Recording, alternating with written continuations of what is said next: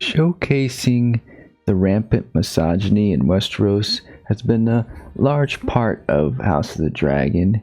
I mean, part of the appeal of the series is watching women like Rhaenyra take on the patriarchy. And for the most part, it has worked pretty well. It would have made for a much less interesting show if it pivoted more towards the kings and boy kings.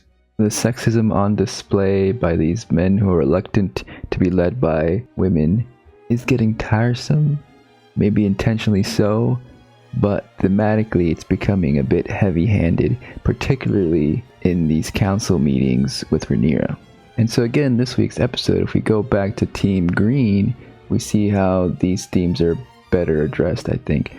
Where Alicent only has the Maester on her side, while everyone else, including Criston Cole and Larys, supposedly her biggest fans, vote against her and vote for Aemon to lead as King Regent until Aegon recovers. Sometimes the most effective approach to getting a theme across is just by focusing in on an amazing performance. The sound design, the look in her eyes, her expression, that's all we need to understand that she is completely powerless in this situation, and the men will always go against her. I mean, this might just be the best performance of the whole season right here. Every little micro expression on her face gives us an insight on what she's feeling without her even saying a word. That anger, that resentment, the disgust even, for Aemon to so easily be able to take power. And the sad thing is that although it's very clear to us as viewers, no one else in the room is even looking at Alicent right now. They're all surely focused on Aemon. Though maybe the Maester did notice Alicent give Aemon this stare here. Well, the Alicent and Criston Cole relationship is developing nicely. I think this affair has come to an end as Alicent tries to still grasp onto some form of justice here, wanting to achieve justice. But now it's completely out of her hands anyways, with the men in charge, the dragons fighting and killing each other in the air. I mean, is justice even possible now? She knows she got Viserys' prophecy wrong. Anyway, Criston is a chivalrous knight, so he spared her from all those hard, tough decisions of being a queen regent by giving the power to Aemon. It's a time of blood and fire, right? But like Rhaenyra, she doesn't want to be spared from this war. She's still got some wits about her, though I'm not quite sure where she'll go from here now that she doesn't even have Larys on her side. With Aegon on the top, she at least had some way to control him or persuade him. But with Aemon now on top and his post-traumatic stress disordered Criston Cole, I don't think Alicent has any more influence. But Rhaenyra, she's got the white worm, and they're going to try to get the small folk on their side with some propaganda in the streets. Because these folk are already fearing ill omens, seeing a dead dragon head paraded through the streets. Criston Cole thinks it's going to be a good thing, but the people just see it as a sign that gods, in fact, can be felled. Dragons, I guess, are vulnerable, and they're riders too. Meanwhile, Daemon's up to no good again. He's got the Blackwoods on his side, but as for the Brackens, you can't get them to bend the knee. But he finds their pride endearing. So he figures that maybe another way to get them on his side is by doing some more war crimes, but not get his hands dirty.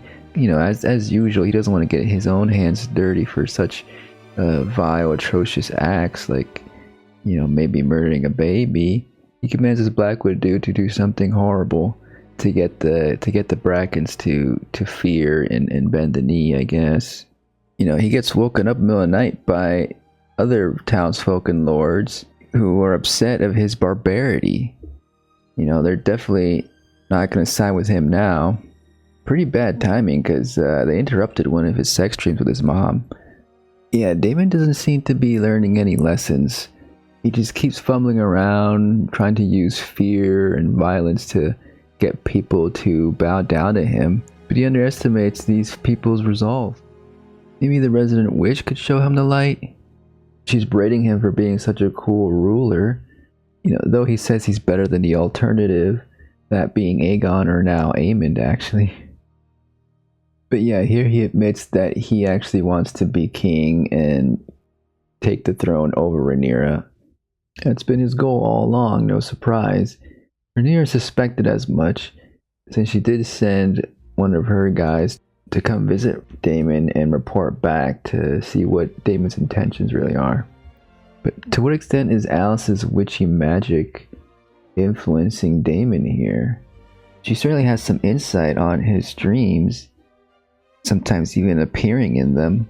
I feel like she's trying to quell his anxieties, maybe steer him towards good. You know, the I can fix him mentality. But all these sleepless nights have agitated him more so far, right? He's become even more reckless with the whole Blackwood Bracken situation. As for the kids, they're doing alright. Baela here seems to convince Corlys to become Rhaenyra's hand, which is a good move on Rhaenyra's part to get a well-respected man like Corlys on her side. Baela seems to be a good motivator here. She's all about that fire blood. She'd rather die in dragon fire, fighting for what's right. Rhaena's over here trying to get Jane Eyre to be a little bit more satisfied with her 2 baby dragons she was gifted. Of course, she feels like she needs bigger protection. This is a nice little contentious scene between them two. I'm liking Amanda Collins' performance here. It seems to be setting up a bigger plot line here. I'd love to see more of the Eyrie. It's quite beautiful here. The Jason Baela romance feels a little bit undercooked, but Jace is showing some promise here as a top-tier negotiator, seemingly getting the phrase on the black team now by offering them Harrenhal once the war is ended. And as we get to the end of the episode, he suggests maybe they should find some more dragon riders through the bastard children of the Targaryen bloodline. Because they have the dragons, they just need more riders. So are we about to embark on a whole episode of Rhaenyra testing and judging different dragon riders, trying to assemble the perfect team? That sounds fun. Maybe they can start a whole dragon riding academy. Yeah, that was a decent episode. A sort of a calm down after the big dragon battle, as expected.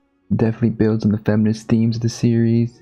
With Olivia Cook, I think, establishing herself as probably the top performer of the series, maybe. So what, we got like 3 episodes left? I think next week might be another chill episode, maybe. And then the big stuff is happening probably in the last 2. Should we be expecting the whole scouting for dragon riders to end in tragedy? Yeah, I think a lot of the fresh faces we see getting on dragons are gonna die in the first episode we meet them in. Well, I'll be watching. That's it for now. I'll see you next time. Bye bye.